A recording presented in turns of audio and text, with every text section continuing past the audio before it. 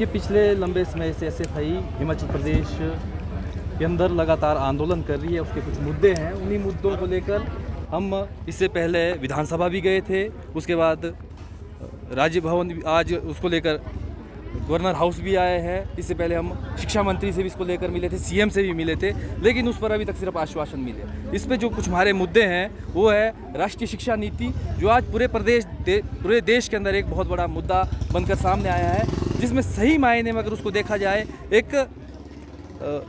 जिसको कहेंगे डेमोक्रेसी को ख़त्म करते हुए या जो लोकतंत्र की एक प्रक्रिया है उसको दरकिनार करते हुए राष्ट्रीय शिक्षा नीति को आज हिमाचल या पूरे देश के छात्रों पर थोपने की कोशिश कर रहे हैं। उसका हम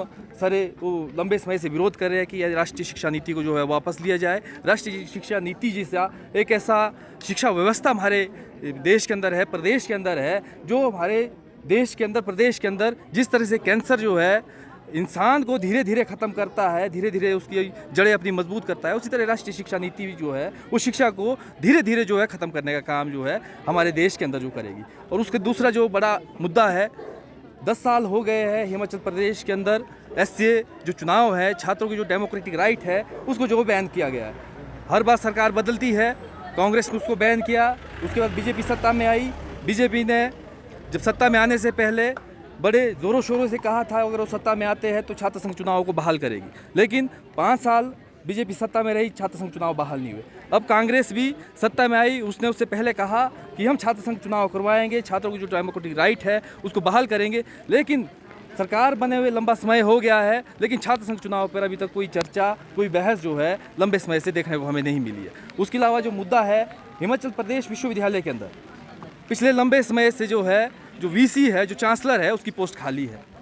ना उसके लिए गवर्नर सुध ले रहे हैं। पिछले लंबे समय से विश्वविद्यालय को लावारिस छोड़ा गया है। हम चाहते हैं कि जल्द से जल्द वहाँ पे वीसी को अपॉइंट किया जाए। जो पिछले लंबे समय से हिमाचल प्रदेश विश्वविद्यालय के अंदर घोटाले हुए, वो चाहे वहाँ पे भर्तियों का घोटाला हो, जो वहाँ पे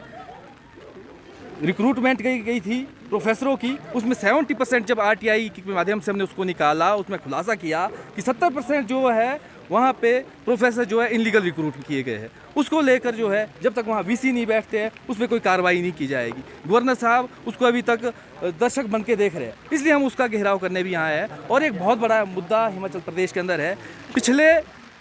5 सालों से हिमाचल प्रदेश के अंदर हाई कोर्ट के अंदर एक मुद्दा फंसाया गया है, जिसमें जो प्रोफेसर है कॉलेज के अंदर उनकी जो है प्रमोशन का,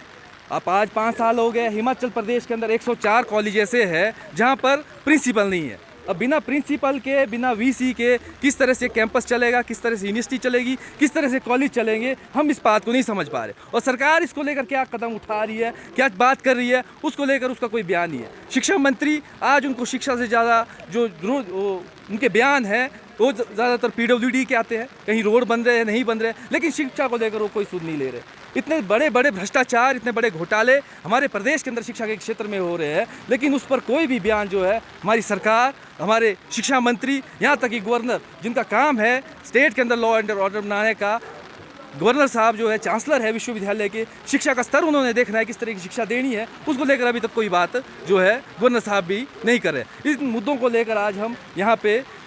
मिलने आए हैं, हमारा धरना है, और उसके बाद जो है गवर्नर साहब से हम मिलेंगे, उनके पास भी हम अपनी बात रखेंगे। अगर आने वाले टाइम में जो हमारे आंदोलन है, जो हमारी लड़ाई है, जो हमारी मांगे हैं, उसको